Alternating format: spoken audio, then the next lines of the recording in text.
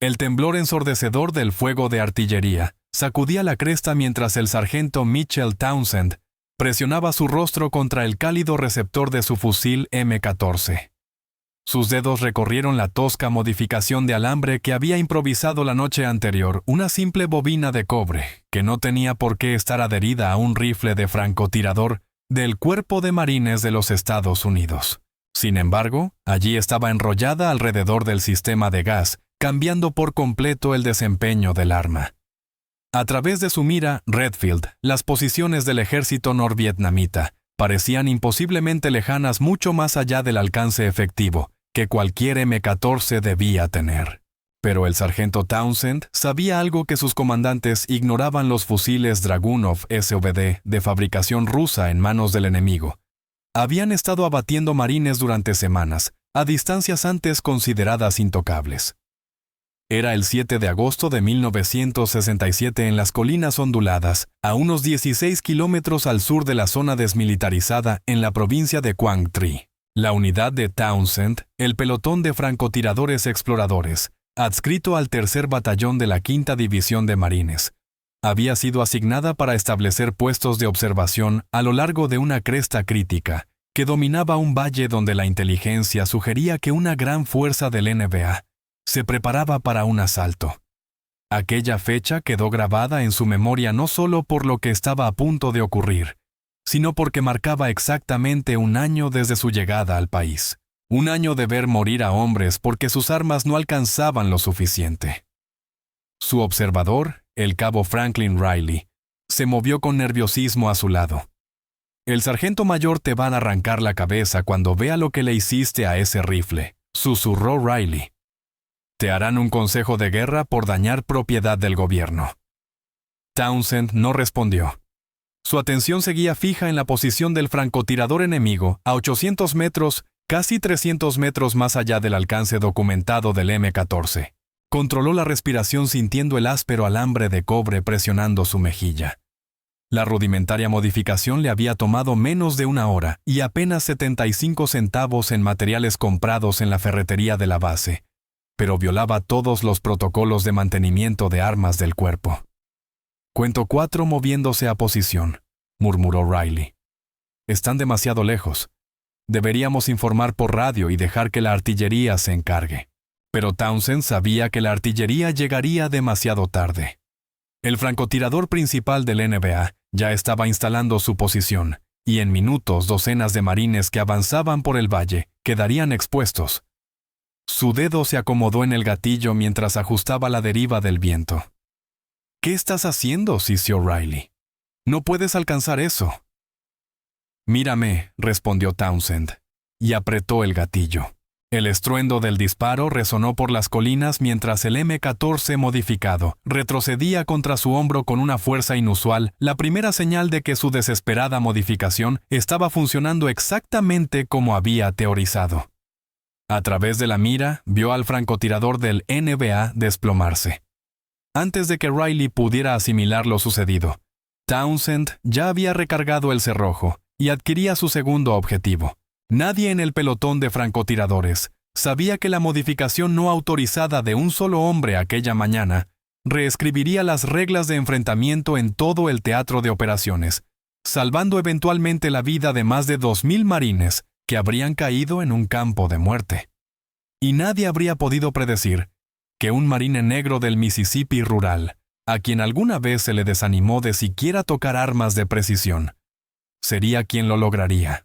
Mitchell Townsend nació el 18 de abril de 1944 en Greenwood, Mississippi, el tercero de 5 hijos de una familia de aparceros. Su padre, Elijah Townsend, había servido con distinción en una unidad segregada durante la Segunda Guerra Mundial, pero regresó a un Estados Unidos igual al que había dejado uno, donde el servicio de un hombre negro se olvidaba con rapidez. A pesar de ello, Elijah inculcó en sus hijos un profundo amor por el país y la creencia de que la excelencia no podía ser negada para siempre. «Este país no es perfecto, pero vale la pena luchar por él», solía decir su padre, según recordó Townsend en una rara entrevista de 1975. «Me enseñó que a veces hay que ganarse el respeto antes de que estén dispuestos a dártelo. La familia Townsend poseía solo un arma de fuego, un viejo rifle Remington de cerrojo, que Elijah usaba para cazar ciervos y ardillas, y así complementar los modestos ingresos familiares. A los 8 años, el joven Mitchell ya había desarrollado un talento extraordinario con el arma, podía acertar a blancos que los adultos apenas podían ver, una habilidad que su padre fomentó, pese a los posibles problemas que eso podría traer. En Mississippi, por aquel entonces, ser conocido como el chico negro que sabía disparar no era precisamente algo que la gente celebrara, explicó Townsend. Pero mi padre decía, «Hijo, Dios da dones por una razón. No te atrevas a esconder el tuyo». Las oportunidades educativas eran limitadas en la segregada Greenwood, pero Mitchell destacaba en matemáticas y física, materias que más tarde serían esenciales para su comprensión de la balística. Su profesora de ciencias, la señora Eleanor Jackson, reconoció su potencial y le proporcionó libros avanzados que las escuelas para negros no estaban autorizadas a tener. Esa mujer cambió mi vida. Townsend diría más tarde, «Ella me mostró que comprender la ciencia de algo, saber realmente por qué las cosas funcionan como lo hacen, es un poder que nadie puede quitarte». Después de graduarse de la escuela secundaria en 1962, Townsend enfrentó opciones limitadas: trabajar en fábricas del norte o seguir a su padre en los campos.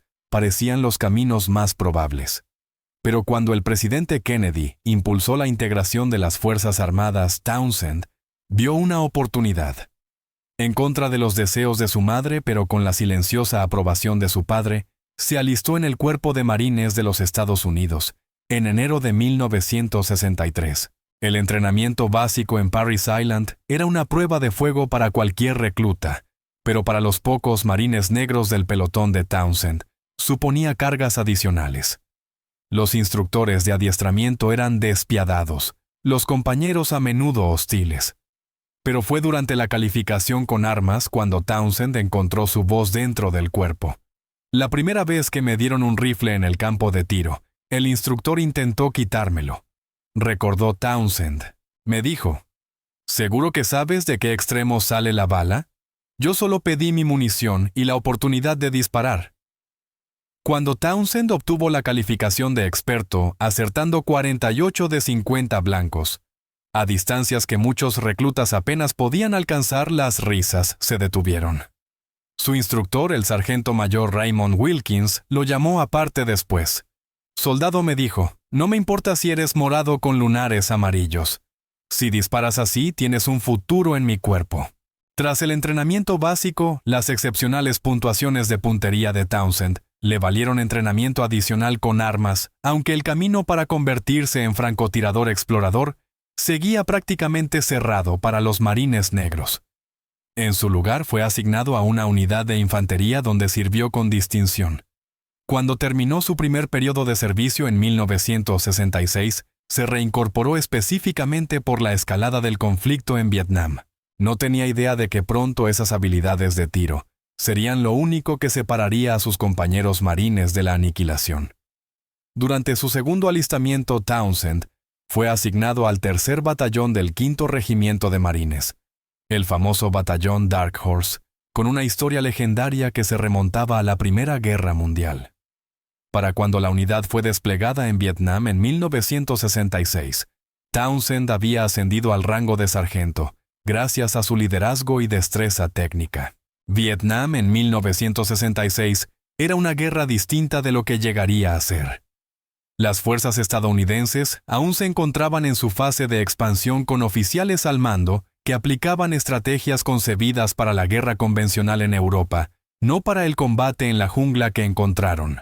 La zona desmilitarizada que separaba el norte y el sur de Vietnam se había vuelto cualquier cosa menos desmilitarizada, con unidades regulares del ejército norvietnamita NBA, cruzando constantemente para organizar ataques. El tercer batallón del 5º de Marines fue asignado a la provincia de Quang Tri, la más septentrional del Vietnam del Sur. Su área de operaciones incluía algunos de los territorios más disputados del país, con colinas y crestas estratégicas que dominaban rutas clave de transporte, que el NBA necesitaba para mover hombres y suministros hacia el sur. A comienzos de 1967, La inteligencia estadounidense identificó un desarrollo preocupante. Las unidades del NBA estaban recibiendo un número creciente de rifles de francotirador Dragunov SVD de diseño soviético. Estas armas semiautomáticas, creadas específicamente para apoyo de escuadra, superaban en alcance por cientos de metros a los M14 estadounidenses, creando una desventaja letal para las fuerzas de E.U. El coronel Thomas Richards, oficial al mando del 5º de Marines, resumió la situación en un informe de campaña fechado el 12 de marzo de 1967. Los francotiradores enemigos están atacando a nuestras fuerzas desde distancias que nuestras armas no pueden contrarrestar eficazmente. Estamos sufriendo bajas antes de que nuestros hombres puedan siquiera identificar de dónde proviene el fuego. El Dragunov SVD fue diseñado como un arma de apoyo de escuadra capaz de fuego preciso, hasta 800 metros o más. En comparación, el M14 estadounidense, aunque un excelente fusil de combate, tenía un alcance efectivo de unos 500 metros en su configuración estándar, incluso en manos de un tirador experimentado. Esa brecha de 300 metros se convirtió en una zona de muerte donde las tropas estadounidenses podían ser atacadas prácticamente sin riesgo para el enemigo. Entre enero y junio de 1967, el tercer batallón del 5º de Marines perdió 17 hombres por disparos de francotiradores enemigos a distancias fuera del alcance efectivo de sus propias armas. El impacto psicológico en las tropas fue profundo. Los marines comenzaron a llamar a esos disparos lejanos ghost rounds, balas, fantasma proyectiles, que parecían venir de la nada de un enemigo al que no podían combatir eficazmente. El mayor general Bruno Hochmont, comandante de la Tercera División de Marines, solicitó entrenamiento y equipo adicionales para contrarrestar a los francotiradores enemigos, pero la realidad de la cadena de suministro militar significaba que las armas especializadas como el nuevo rifle de francotirador M40 estaban en cantidad limitada y se asignaban con prioridad a las unidades de francotiradores establecidas, las cuales tenían pocos, si acaso algún marines negros. Fue en ese contexto que el sargento Townsend tomó una decisión decisiva. Si los canales oficiales no podían resolver la diferencia de alcance con suficiente rapidez, él encontraría otra manera. Lo que pasa cuando estás en combate, explicaría Townsend más tarde, es que de repente todas esas reglas sobre quién puede hacer qué dejan de importar tanto. Lo que importa es quién sigue respirando al final del día. Su oportunidad llegó cuando, debido a la escasez de personal causada por las bajas en combate, fue asignado temporalmente al pelotón de francotiradores exploradores del batallón en julio de 1967. Aunque no había recibido entrenamiento oficial como francotirador, sus habilidades de puntería eran innegables y la unidad necesitaba a todo tirador competente disponible. Lo que nadie sabía era que el sargento Mitchell Townsend había pasado los últimos 6 meses estudiando el problema de la balística de los rifles, con una intensidad nacida de la necesidad de sobrevivir. No tenía idea de que su asignación temporal pronto lo colocaría en posición de cambiar el curso de la guerra en la provincia de Quang Tri, una modificación no autorizada a la vez. Las lluvias del monzón habían convertido la arcilla roja de Quang Tri en un lodazal resbaladizo cuando Townsend se incorporó a su nuevo puesto con el pelotón de francotiradores a fines de julio de 1967. La unidad operaba desde una base avanzada conocida como Combat Outpost Eagle, una colección de posiciones fortificadas con sacos de arena y búnkeres improvisados situados sobre una de las innumerables colinas sin nombre que dominaban el paisaje cerca de la zona desmilitarizada. El sargento mayor Walter Cunningham, jefe del pelotón de francotiradores, dejó clara su desconfianza desde el principio. No me importa cuáles sean tus puntuaciones de calificación, Townsend. Los francotiradores exploradores entrenan juntos, pelean juntos. Estás aquí porque me falta personal, no porque pertenezcas. El pelotón estaba formado por 12 marines, organizados en 6 equipos de 2 hombres cada uno, compuesto por un francotirador y un observador. Townsend fue emparejado con el cabo Franklin Riley, un joven enjuto de 19 años de Oregón, con un don para leer el viento, pero una disposición nerviosa que ya le había valido el apodo de Jumpy. Su último compañero recibió un disparo a través de la mira hace 3 semanas, le dijo Cunningham a Townsend sin rodeos. Así que no te lo tomes a pecho si no está muy entusiasmado por acercarse a ti allá afuera. El pelotón de francotiradores contaba con una mezcla de armas. 4 equipos usaban los rifles M14 estándar con miras montadas, mientras que los 2 equipos más veteranos tenían acceso a los M40 rifles de francotirador especializados que apenas habían llegado al teatro de operaciones. La disparidad no pasó desapercibida para Townsend. ¿Por qué no todos tenemos los M40?, preguntó durante su primera sesión informativa de equipo. El sargento de artillería Howard Pratt, suboficial superior del pelotón, soltó una carcajada. Hay 8 M40 en todo el regimiento, sargento. ¿Crees que crecen en los árboles? Además, el M14 es un arma excelente en manos capaces. Lo que Pratt no dijo, pero todos en el pelotón sabían, era que el M14, incluso con mira telescópica, no podía igualar el alcance de los rifles Dragunov, que los francotiradores del NBA utilizaban cada vez más contra las fuerzas estadounidenses.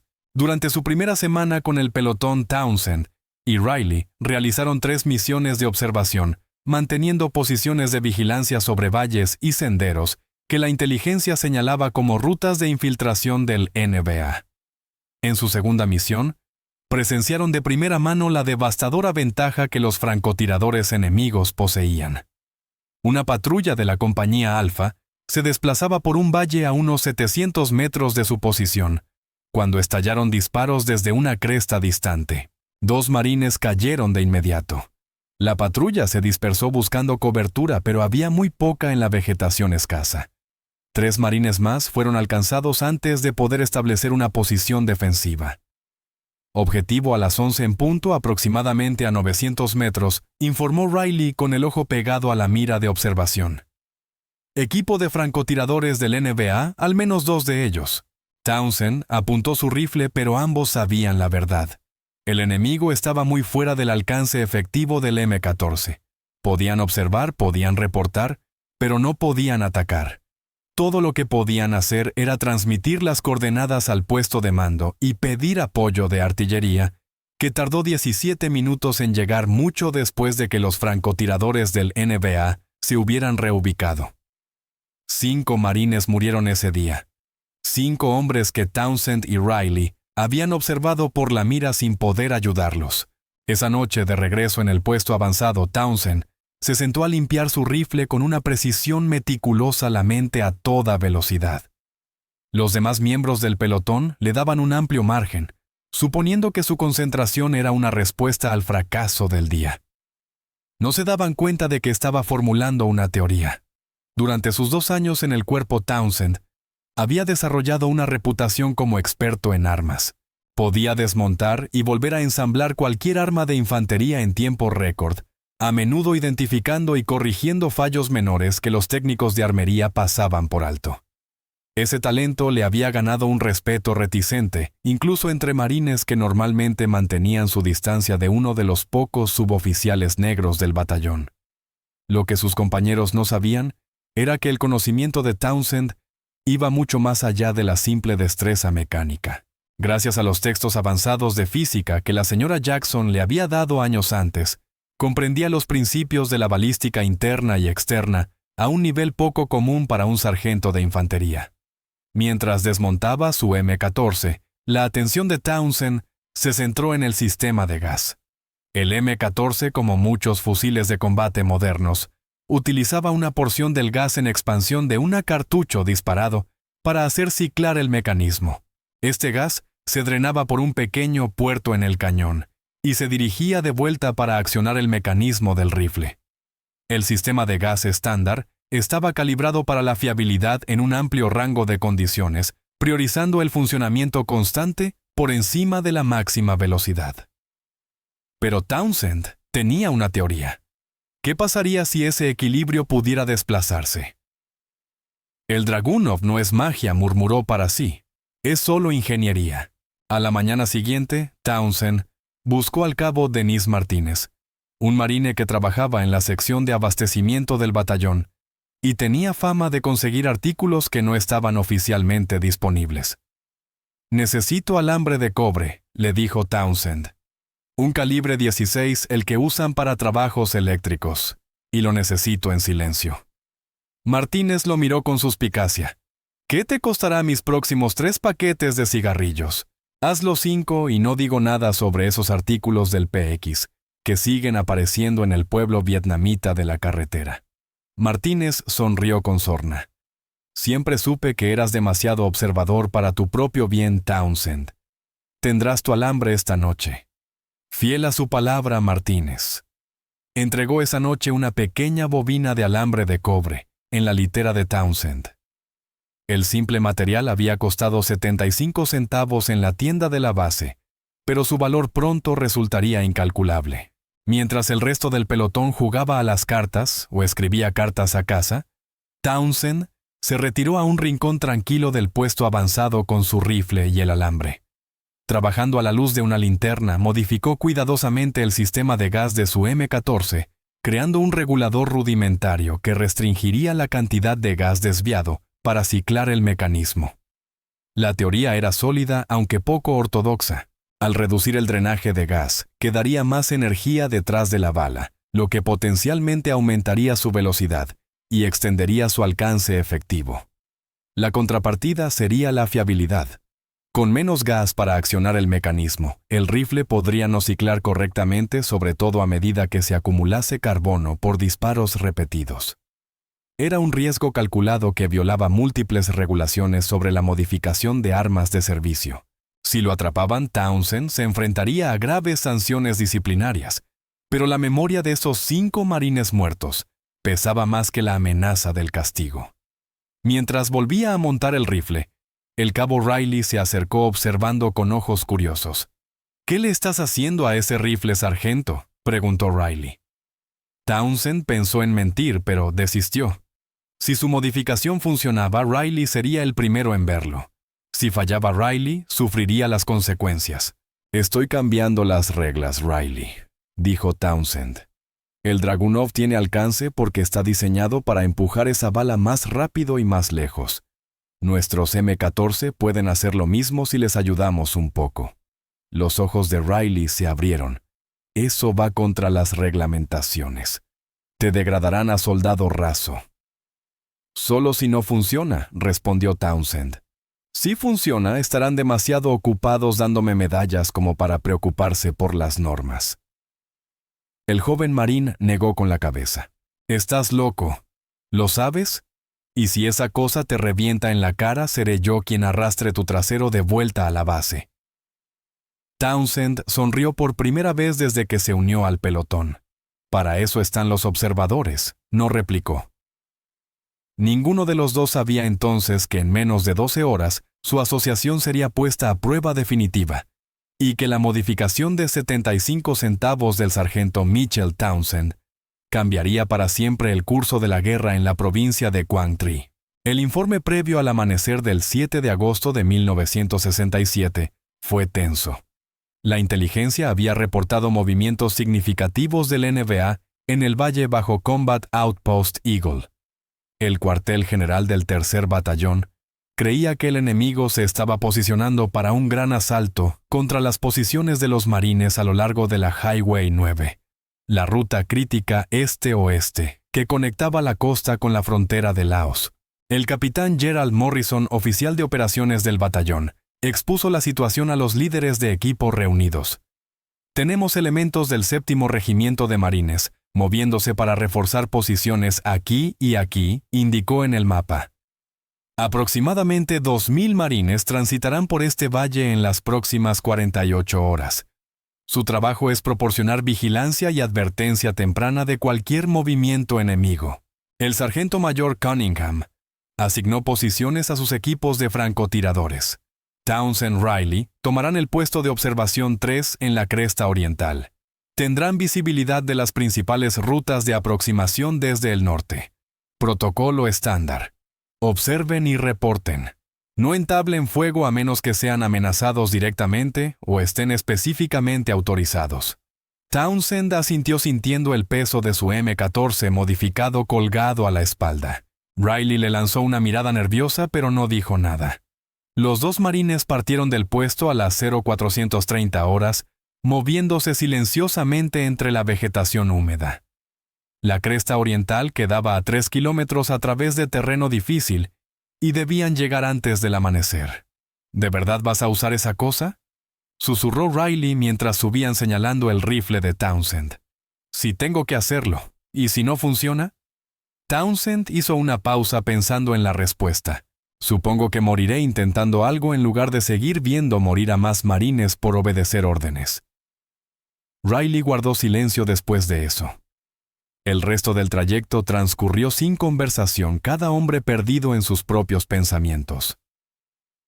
Llegaron al puesto de observación 3, justo cuando los primeros destellos del amanecer aclaraban el cielo del este. El puesto no era más que una depresión poco profunda, reforzada con sacos de arena y camuflada con vegetación local, pero ofrecía un excelente punto de observación sobre el valle y la red de senderos que lo alimentaban desde el norte.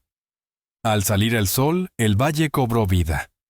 Las aves cantaban desde los árboles dispersos, y una ligera niebla abrazaba el suelo dando al paisaje una apariencia casi pacífica. Ambos marines conocían el engaño de esa calma. Se acomodaron en su rutina de observación turnándose en la mira de observación, mientras mantenían un registro de todo lo que veían. La mañana transcurrió sin incidentes. Observaron campesinos locales moviéndose entre pequeños pueblos, pero sin señales de actividad enemiga. Hacia el mediodía, los primeros elementos del 7º Regimiento de Marines comenzaron a aparecer en el extremo sur del valle, pequeñas columnas de hombres avanzando con cautela por las rutas establecidas hacia sus posiciones designadas. Comando aquí, Sierra 3 informó Riley por radio. Tenemos fuerzas aliadas entrando al valle desde el sur, sin señales de actividad enemiga en nuestro sector. Cambio. Sierra 3 recibido. Mantengan observación. Corto. A medida que avanzaba la tarde, más unidades de marines entraron al valle. Townsend estimó que casi 500 hombres eran ya visibles desde su posición, con más llegando cada hora. La operación de refuerzo transcurría según lo planeado. A las 14:38 horas todo cambió. Movimiento en la cresta norte 2 en punto, dijo Riley de pronto, la voz tensa.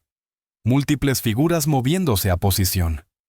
Townsend giró su mira hacia el punto indicado.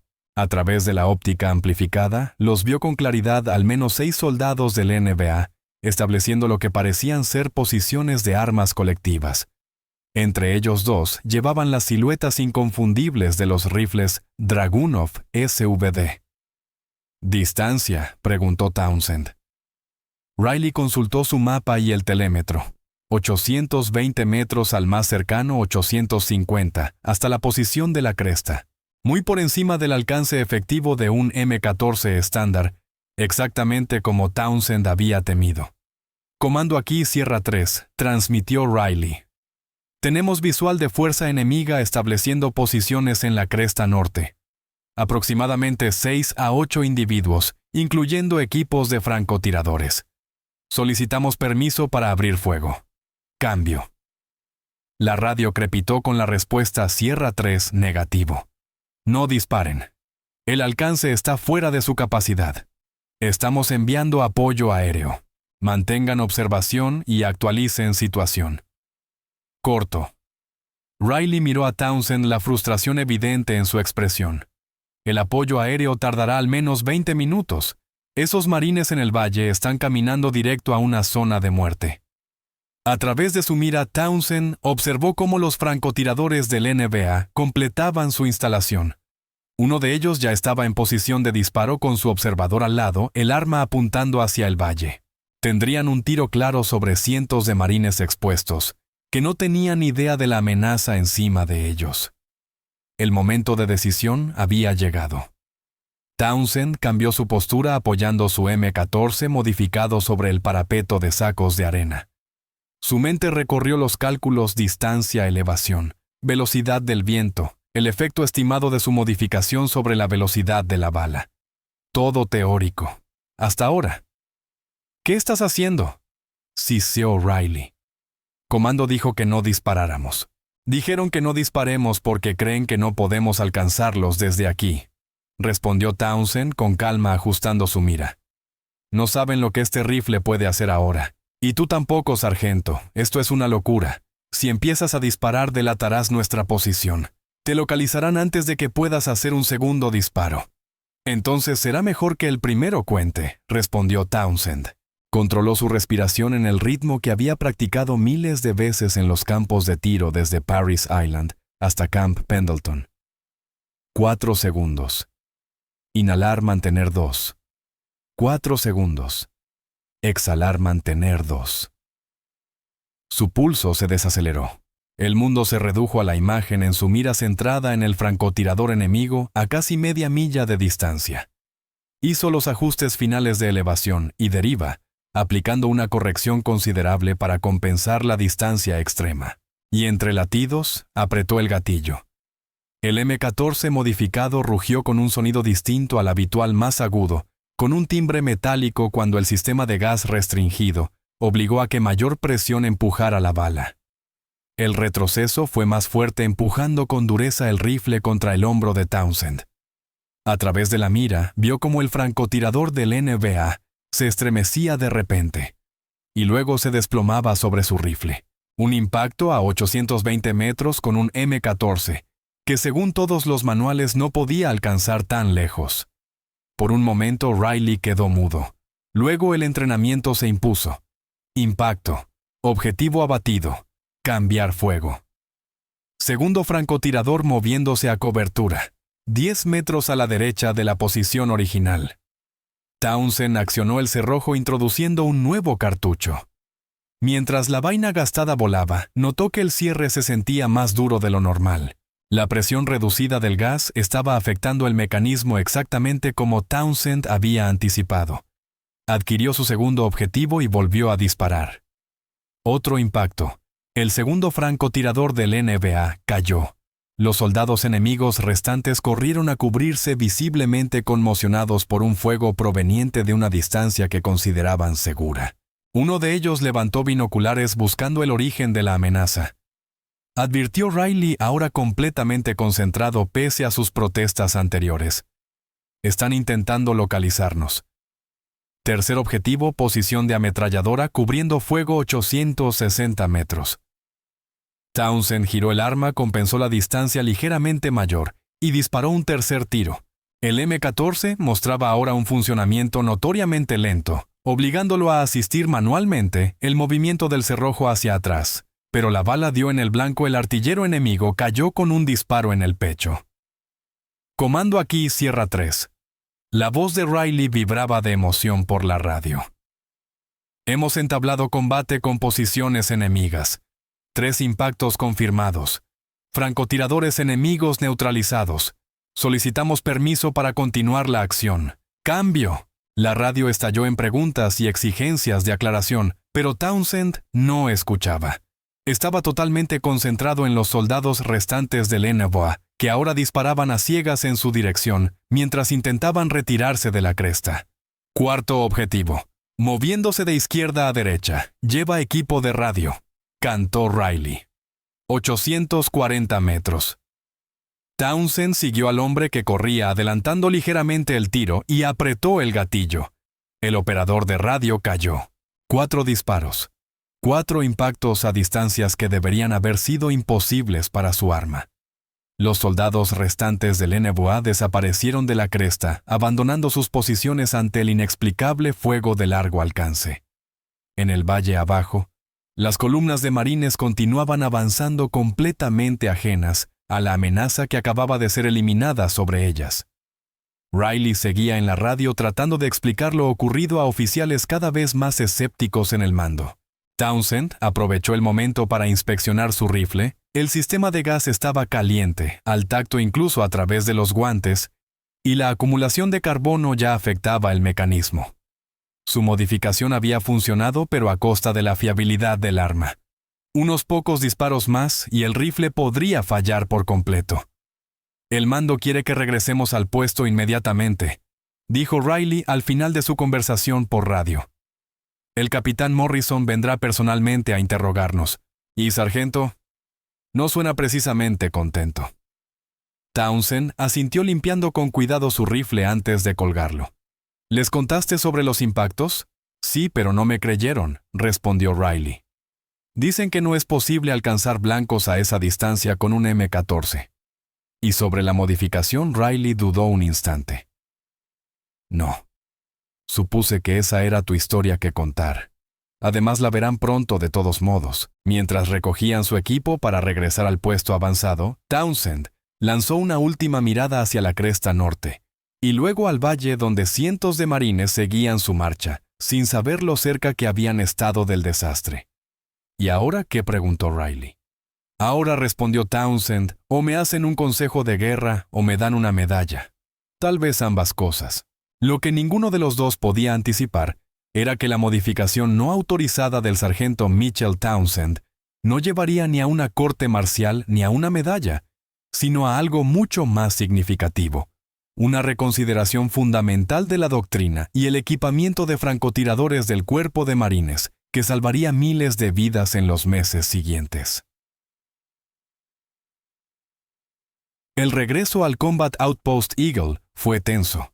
La noticia del enfrentamiento se había propagado rápidamente y una multitud de marines se reunió mientras Townsend y Riley se acercaban al búnker de mando. El sargento mayor Cunningham los interceptó antes de que pudieran entrar.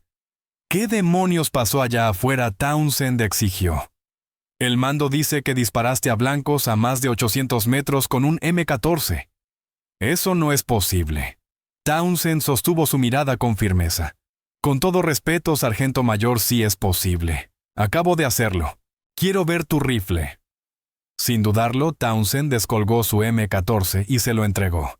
Cunningham notó de inmediato el alambre de cobre enrollado alrededor del sistema de gas, y su expresión se endureció. Modificaste un arma de servicio sin autorización. ¿Tienes idea de cuántas regulaciones has violado? Antes de que Townsend pudiera responder, el capitán Morrison salió del búnker de mando. Ambos adentro. Ahora, la sesión de interrogatorio que siguió no se parecía a nada que ninguno de los marines hubiera vivido. Morrison, junto con el mayor Thomas Bradford, oficial ejecutivo del batallón, los interrogó sin descanso sobre cada detalle del combate. El registro de observación de Riley fue examinado, las distancias verificadas con mapas, y el rifle modificado de Townsend inspeccionado por el armero del batallón. «Explique exactamente qué le hizo a esta arma, sargento», dijo finalmente Bradford con tono neutro. Townsend expuso su teoría con precisión técnica, describiendo cómo al restringir el sistema de gas, aumentaba la presión detrás de la bala, extendiendo así su alcance y velocidad. Explicó también los inconvenientes en fiabilidad y la necesidad de limpiezas más frecuentes. ¿Y desarrolló esta modificación usted?, solo preguntó el capitán Morrison con escepticismo. Sí, señor. Basado en mi comprensión de la balística interna y mis observaciones sobre el desempeño del Dragunov. Los oficiales intercambiaron miradas. Bradford se inclinó hacia adelante. Es consciente de que sus acciones no autorizadas violaron al menos 7 regulaciones diferentes sobre el manejo y mantenimiento de armas de servicio, sí, señor. Y también es consciente de que sus acciones posiblemente salvaron la vida de cientos de marines en ese valle. ¿Hoy Townsend? Parpadeó sorprendido por el cambio de tono. Esperaba que así fuera, señor.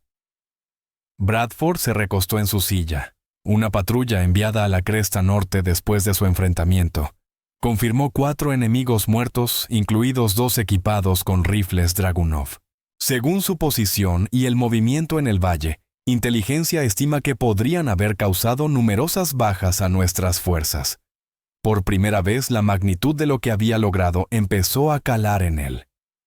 Townsend permaneció en silencio esperando.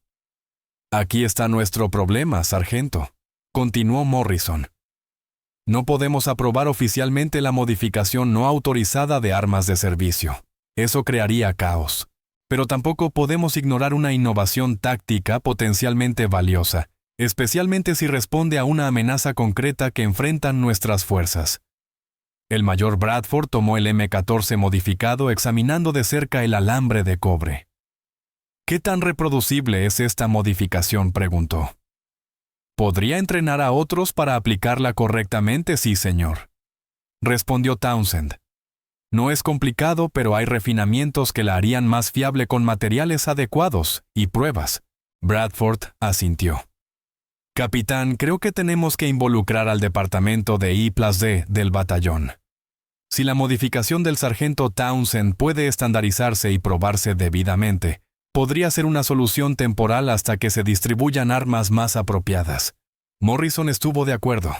Sargento Townsend, con efecto inmediato, queda asignado temporalmente al equipo de investigación y desarrollo del batallón. Trabajará con nuestros armeros para perfeccionar su modificación y desarrollar un procedimiento estandarizado para su aplicación. «Está claro, sí, señor», contestó Townsend, atónito por el giro de los acontecimientos. En cuanto a sus acciones no autorizadas, continuó Bradford, habrá una reprimenda oficial en su expediente. No obstante, extraoficialmente espero que esa reprimenda pese muy poco en consideraciones futuras. Las implicaciones eran claras. Townsend recibiría el mínimo castigo requerido mientras su innovación sería desarrollada más a fondo. Al salir del búnker de mando, Riley le dio un codazo. «Te dije que te darían una medalla. Una reprimenda no es una medalla, Riley. No, pero es muchísimo mejor que una corte marcial. Y los escuchaste, te ponen en I+D. Eso es prácticamente una admisión de que piensan que eres un genio». Durante las siguientes 3 semanas, Townsend trabajó estrechamente con la sección de armería del batallón y con especialistas en armamento visitantes del cuartel general de la división. Su tosca modificación de alambre de cobre evolucionó hasta convertirse en un regulador de gas mecanizado con precisión, que podía instalarse y retirarse con facilidad, permitiendo a los tiradores cambiar entre configuraciones estándar y de alcance extendido. Las pruebas confirmaron lo que Townsend había demostrado en combate. Correctamente modificados, los M14 podían comprometer objetivos de forma efectiva a rangos cercanos a los 900 metros en condiciones ideales, rivalizando con el rendimiento de los Dragunov SVD enemigos. A principios de septiembre, los primeros kits oficiales para extender el alcance comenzaron a distribuirse a los equipos de francotiradores en las primeras y terceras divisiones de Marines. El manual técnico que los acompañaba acreditaba el desarrollo a innovaciones de personal en el campo sin mencionar a Townsend por nombre. Esa anonimidad deliberada no pasó desapercibida para Townsend, pero no le molestó como suboficial negro en 1967. Comprendía la política compleja que eso implicaba. Lo que importaba era que los francotiradores marines ahora tenían una herramienta para contrarrestar la ventaja enemiga, una herramienta que salvaría innumerables vidas. El 23 de septiembre de 1967, el impacto práctico de la innovación de Townsend se demostró de forma dramática durante la Operación Medina. Cuando elementos de los First Marines avanzaron en el bosque de Hip Lang, se toparon con intensos fuegos de francotiradores enemigos desde posiciones ocultas. Los equipos de francotiradores marines equipados con los M14 modificados pudieron localizar y neutralizar esas amenazas a distancias que antes se consideraban inalcanzables. El coronel Marcus Williams, comandante del First Marines, anotó en su informe de acciones: nuestra capacidad para contrarrestar fuego de francotiradores enemigos a rangos extendidos contribuyó directamente al éxito de la operación y redujo significativamente nuestras bajas. La modificación recientemente introducida en nuestras plataformas de francotirador estándar ha anulado efectivamente lo que antes era una ventaja crítica para las fuerzas del NBA. Para finales de 1967, los informes de inteligencia indicaban que las unidades del NBA en la provincia de Quang Tri habían alterado sus tácticas. Ya no confiaban en el alcance superior de sus Dragunov para atacar a las fuerzas americanas con impunidad. La ventaja psicológica que habían explotado durante meses se había evaporado todo gracias a una modificación de 75 centavos ideada por un sargento que se negó a aceptar que el problema no tenía solución.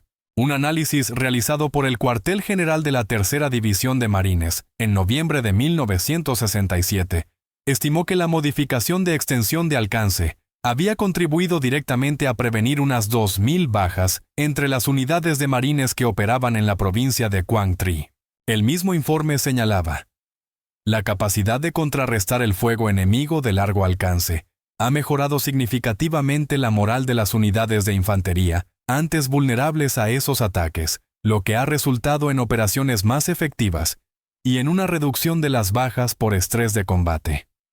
Para el sargento Mitchell Townsend, las consecuencias de su innovación fueron mixtas. La reprimenda oficial permaneció en su expediente, pero junto a ella apareció una medalla de logro naval, con V de combate, otorgada por innovación técnica en condiciones de combate, cuidadosamente redactada, para evitar mencionar explícitamente la modificación no autorizada que había motivado el premio.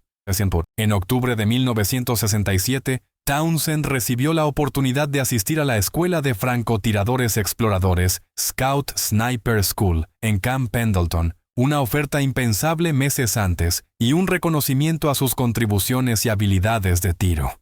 Aceptó, convirtiéndose en uno de los primeros marines negros en recibir entrenamiento formal de francotirador. Nunca quise cambiar las reglas ni hacer historia, reflexionaría Townsend más tarde. Simplemente no soportaba seguir viendo morir marines porque nuestros rifles no alcanzaban lo suficiente. A veces resolver el problema que tienes delante es más importante que seguir todas las reglas del libro. El cabo Franklin Riley, quien había presenciado la innovación de Townsend de primera mano, llevaría esa lección a lo largo de toda su carrera militar. Con el tiempo, alcanzó el rango de sargento mayor artillero, convirtiéndose en una voz influyente en los programas de desarrollo de armamento del Cuerpo de Marines durante la década de 1980. El sargento Townsend me enseñó que a veces las mejores soluciones vienen de los marines que realmente enfrentan el problema, declaró Riley en una entrevista de 1992 para la Marine Corps Gazette. Esa lección marcó la forma en que afronté cada desafío durante los siguientes 25 años. La modificación Townsend, como se la conocía extraoficialmente, entre los francotiradores, aunque nunca figuró su nombre en ningún documento oficial, siguió utilizándose durante el resto de la participación estadounidense en Vietnam. Sus principios influirían más tarde en el desarrollo de sistemas de francotirador más sofisticados, incluidos reguladores de gas ajustables, que se convertirían en una característica estándar de muchos rifles de precisión modernos. Townsend completó su segundo periodo en Vietnam en febrero de 1968, justo cuando comenzaba la ofensiva del Tet. Al regresar a Estados Unidos, asistió a la Scout Sniper School como se le había prometido, graduándose segundo en su clase, a pesar de los prejuicios persistentes de la época. Sirvió como instructor de francotiradores en Quantico durante 2 años antes de dejar el Cuerpo de Marines en 1971. Como muchos veteranos de Vietnam, especialmente los afroamericanos, Townsend regresó a una nación aún dividida, luchando con su identidad y con sus sentimientos sobre la guerra.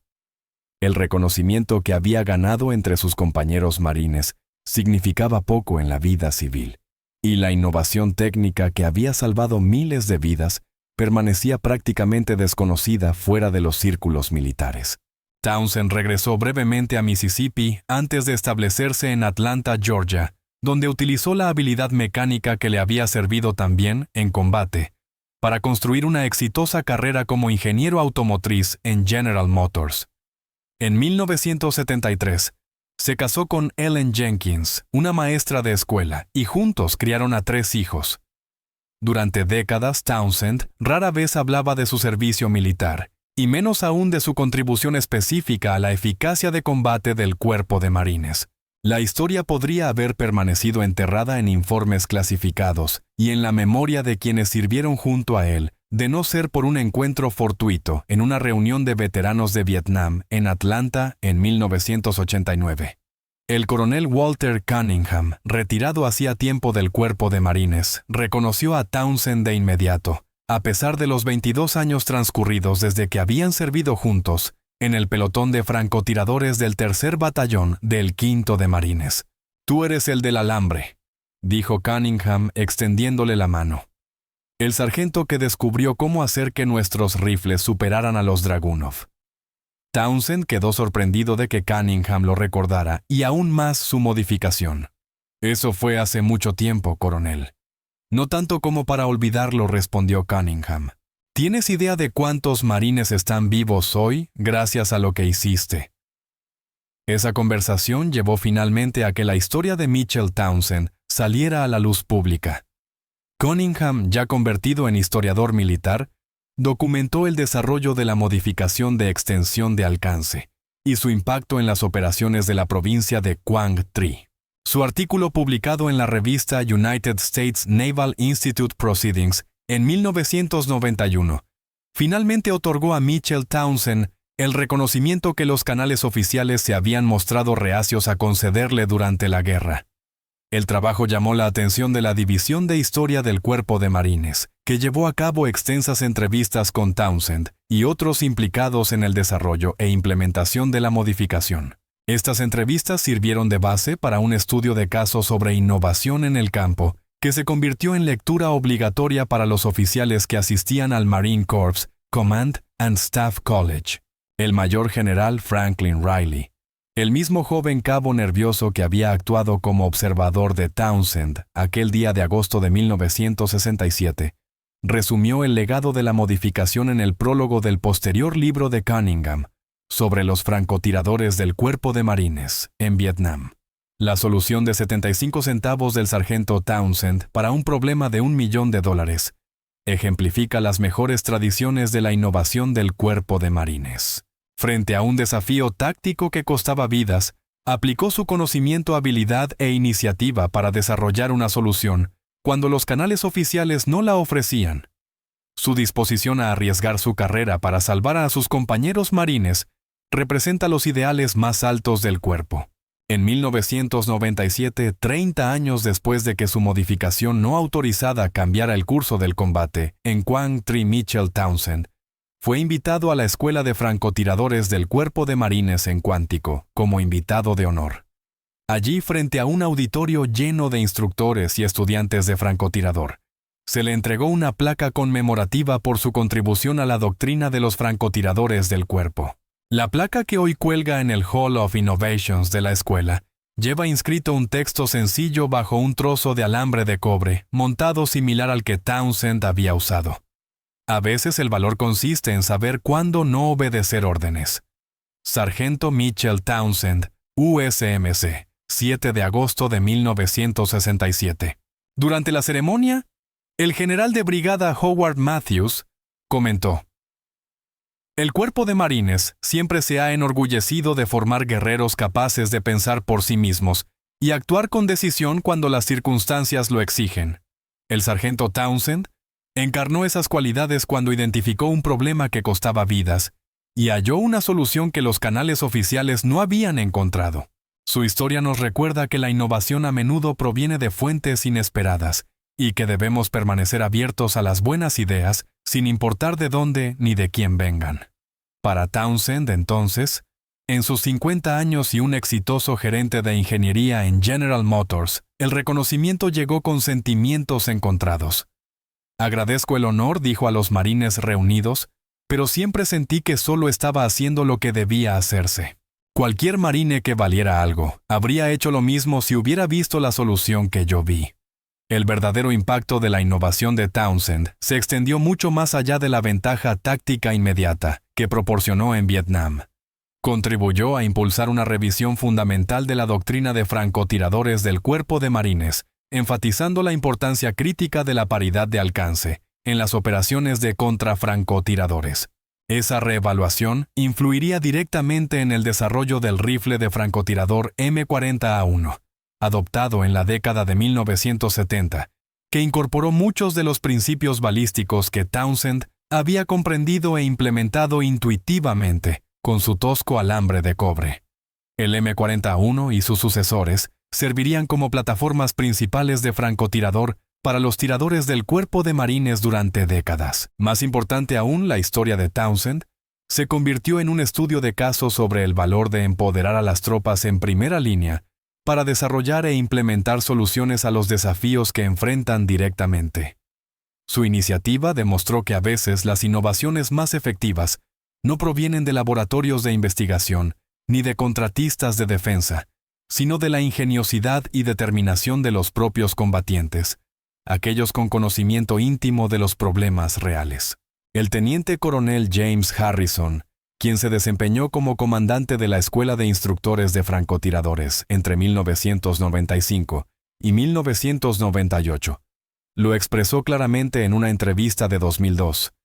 Enseñamos la historia de Townsend no solo por su importancia histórica, sino porque encarna un principio que queremos que cada marine interiorice, que tienen la capacidad y la responsabilidad de resolver problemas, incluso cuando eso implique cuestionar la doctrina o los procedimientos establecidos. Ese legado de innovación empoderada resultaría especialmente valioso durante las operaciones de contrainsurgencia en Irak y Afganistán a comienzos del siglo XXI, donde la doctrina militar convencional a menudo se mostró insuficiente ante los complejos desafíos que enfrentaban las fuerzas estadounidenses. El espíritu de la solución de 75 centavos de Townsend viviría en innumerables modificaciones de campo, adaptaciones tácticas e innovaciones procedimentales, desarrolladas por una nueva generación de marines. La modificación específica que Townsend había concebido restringir el sistema de gas para aumentar la velocidad de salida y el alcance efectivo reaparecería bajo distintas formas en las décadas posteriores. Los rifles de precisión modernos suelen incorporar bloques de gas ajustables que permiten a los tiradores afinar el sistema para lograr un rendimiento óptimo, con una munición o condiciones específicas, una versión sofisticada del principio que Mitchell Townsend había aplicado con un simple trozo de alambre de cobre en 1967. Townsend falleció el 12 de junio de 2011, a los 67 años tras una breve batalla contra el cáncer de páncreas. Su funeral en Atlanta reunió a cientos de marines de múltiples generaciones, incluidos el mayor general retirado Franklin Riley, y varios exmiembros del pelotón de francotiradores exploradores con los que había servido en Vietnam. En su elogio fúnebre, el general Riley habló del hombre que había cambiado su vida y la de innumerables otros. Mitch Townsend nunca buscó reconocimiento ni gloria, dijo. Vio un problema que estaba costando vidas de marines y lo resolvió. Cuando una vez le pregunté por qué arriesgó su carrera con una modificación no autorizada que podía no funcionar, me dijo algo que nunca he olvidado. En combate, tener razón es más importante que tener permiso. Esa sabiduría salvó miles de vidas, continuó Riley. Y es una lección que todo líder debería tener presente. Tras su muerte, la familia de Townsend donó su medalla de logro naval y el prototipo original de su modificación del sistema de gas al Museo Nacional del Cuerpo de Marines, en Quantico, Virginia. Estos objetos se exhiben hoy en la Galería de la Guerra de Vietnam, junto a un breve relato sobre cómo un sargento negro de Mississippi cambió la doctrina de francotiradores del Cuerpo de Marines con 75 centavos en alambre de cobre. La historia de Mitchell Townsend ilumina una verdad que a menudo se pasa por alto en la historia militar. Algunas de las innovaciones más trascendentes no surgen de los programas oficiales de investigación y desarrollo, sino de la iniciativa y la ingeniosidad de los soldados que enfrentan desafíos de vida o muerte en el campo. En las colinas de Quang Tri, el 7 de agosto de 1967, el sargento Townsend se enfrentó a tal desafío. La doctrina y el equipamiento establecidos eran inadecuados y las soluciones oficiales no llegaban con la rapidez necesaria para salvar a los marines que avanzaban por el valle. En lugar de aceptar esas limitaciones, aplicó su comprensión de la física y la balística para crear una solución que los canales oficiales no habían podido ofrecer. Al hacerlo demostró una forma de valentía distinta, aunque no menos valiosa que la bravura física celebrada en los relatos militares. La valentía moral de arriesgar su carrera y reputación por una idea no probada, impulsado por la convicción de que salvar a sus compañeros era más importante que obedecer regulaciones que costaban vidas. Esta tensión entre seguir los procedimientos establecidos y adaptarse para superar desafíos inmediatos es un dilema que las organizaciones militares han enfrentado a lo largo de la historia.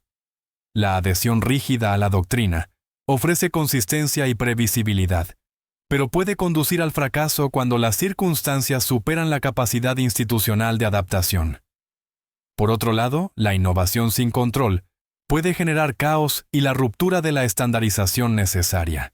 La historia de Townsend ofrece un punto medio: innovación guiada por la necesidad, respaldada por la pericia técnica y finalmente validada e institucionalizada a través de los canales adecuados. Su acción inicial no autorizada fue seguida por pruebas sistemáticas, perfeccionamiento y adopción oficial de los principios que había demostrado, creando un ciclo virtuoso de innovación desde el campo hacia arriba y de implementación desde arriba hacia el campo. Este patrón innovación de campo seguida por adaptación institucional ha caracterizado a muchas de las organizaciones militares más exitosas de la historia. La aceptación de la innovación de Townsend por parte del Cuerpo de Marines, a pesar de su origen no autorizado, refleja una cultura institucional que valora la eficacia por encima del formalismo, especialmente cuando hay vidas en juego. Para los líderes y organizaciones militares de hoy, la solución de 75 centavos de Townsend ofrece varias lecciones duraderas. 1. El personal en primera línea posee perspectivas únicas sobre problemas tácticos que pueden no ser visibles para los altos mandos. 2. Es esencial crear vías para que esas observaciones influyan en la práctica institucional, especialmente en entornos operativos que cambian con rapidez. 3. El coraje de innovar ante la resistencia burocrática es tan vital en el campo de batalla moderno como la valentía física. Al reflexionar sobre el legado del sargento Mitchell Townsend, podemos preguntarnos, ¿tendríamos el valor de romper las reglas si vidas dependieran de ello? ¿Reconoceríamos la solución que otros no ven? ¿Tendrían nuestras organizaciones la sabiduría para aceptar la innovación, incluso cuando proviene de fuentes inesperadas? En una era de desafíos de seguridad cada vez más complejos y tecnología en rápida evolución, esas preguntas son tan relevantes hoy como lo fueron en las colinas de Quang Tri hace más de medio siglo. La solución de 75 centavos que salvó a 2,000 marines nos recuerda que a veces las innovaciones más valiosas no son las más costosas ni las que provienen de las fuentes más prestigiosas, sino aquellas nacidas de la necesidad, la creatividad y el coraje moral para actuar cuando otros no lo hacen. Comenta y comparte esta historia para que otros recuerden lo que realmente significa el valor, no solo el valor de enfrentarse al fuego enemigo, sino el de desafiar el pensamiento establecido cuando las vidas están en juego. El legado de Mitchell Townsend no trata solo de un alambre de cobre que amplió el alcance de un rifle. Se trata del valor perdurable de la innovación empoderada frente a desafíos que parecían insuperables.